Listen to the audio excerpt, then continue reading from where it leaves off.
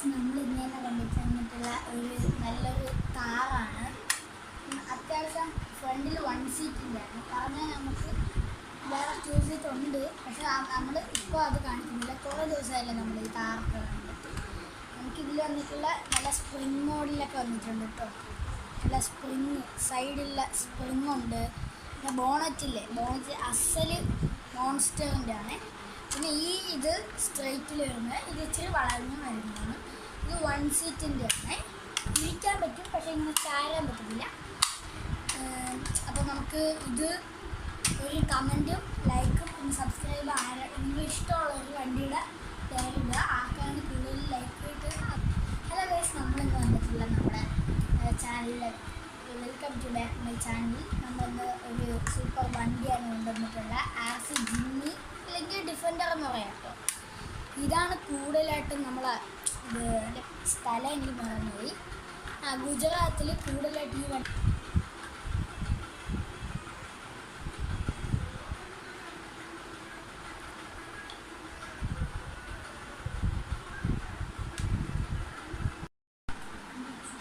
നമ്മളിങ്ങനെ കൊണ്ടുവന്നിട്ടുള്ള ഒരു നല്ലൊരു കാറാണ്.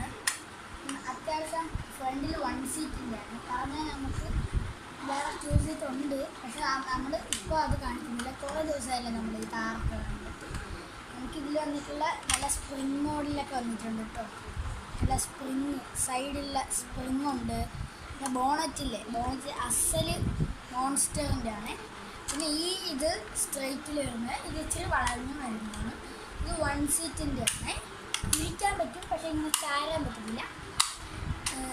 അപ്പോൾ നമുക്ക് ഇത് ഒരു കമൻറ്റും ലൈക്കും പിന്നെ സബ്സ്ക്രൈബ് നിങ്ങൾ ഇഷ്ടമുള്ള ഒരു വണ്ടിയുടെ പേരിടുക. ആർക്കാണ് കൂടുതൽ ലൈക്ക് ഇട്ട്.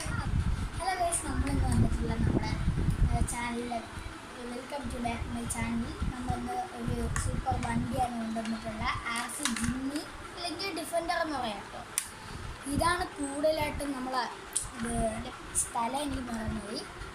ഗുജറാത്തിൽ കൂടുതലായിട്ട് ഈ വണ്ടി